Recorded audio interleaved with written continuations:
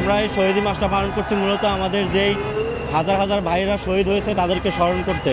আমাদের আজকে বিজয়ের 1 মাস হয়েছে, বিজয়ের 1 মাস হলেও আমরা আমাদের শহীদদেরকে আজীবন মনে রাখবো। কারণ আমাদের শত শত শহীদ ভাইয়েরা শহীদ হয়েছে, সেটা উপলক্ষে আজকে আমরা তাদের স্মরণে শহীদি মাস পালন করতেছি।